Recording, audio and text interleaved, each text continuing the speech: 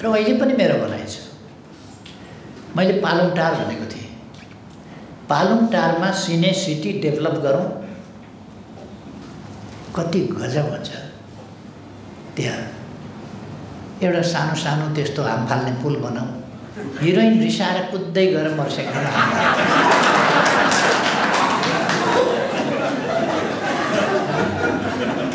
Bahadur hero दौडेर गएर jump गरेर त्यहाँ खतरा हुँदैन। त्यसकारण बहुत खतरनाक ठाउँमा उसले हाम फाल्छ र हिरोइनलाई बचाउँछ। दर्शकहरू दङ्ग। हिमाल देखिन्छ पृष्ठभागमा, माछा पुच्छ्रे देखिन्छ, अन्नपूर्ण देखिन्छ, अन्नपूर्ण थर्ड देखिन्छ, अन्नपूर्ण सेकेन्ड देखिन्छ, गङ्गापूर्ण देखिन्छ, मनास्लु देखिन्छ, यतापट्टि गणेश हिमाल देखिन्छ, गोर्खा हिमाल देखिन्छ, लमजुङ हिमाल देखिन्छ, सबै देखिन्छ। तर यता उसम्म देखिन्छ लाङटाङसम्म।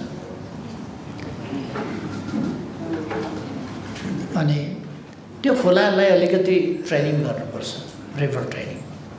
त्यसो भइसकेपछि त्यो सिनेमाका लागि अर्को अत्यन्त सहयोगी स्पट बनिहाल्छ। त्यहाँ डाँडा पनि छ, त्यहाँ सम्म पनि छ, त्यहाँ रेल बनाउन सकिन्छ। नेपालमा अब रेल नयाँ कुरो होइन। अब जनकपुरमा रेल कुदिराखेको छ, तपाईँहरूले गीत बनाउनुहुन्छ कि दार्जिलिङको रेल।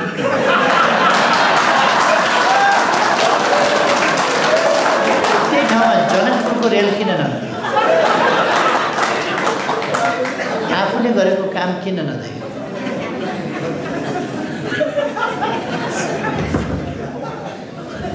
हामीले अब जनकपुरको रेल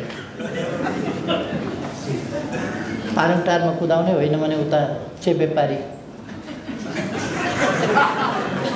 लमजुङतिर त्यस्तो फाँटहरू छ। तर त्यहाँबाट चाहिँ हिमाल देखिँदैनन् फेरि, किनभने पेत्तामा पर्छ। त्यसर्थ माथि बन्दीपुर, पारिपट्टि डुम्रे,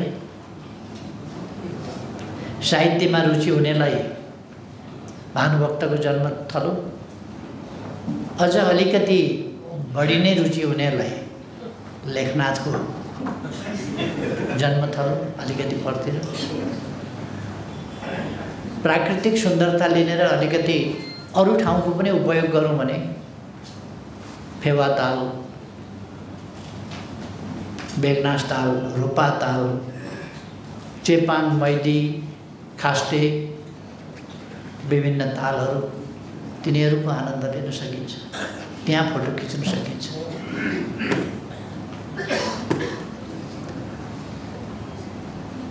अनि केवल कारमा सराङकोट, यता पञ्चासेको डाँडो।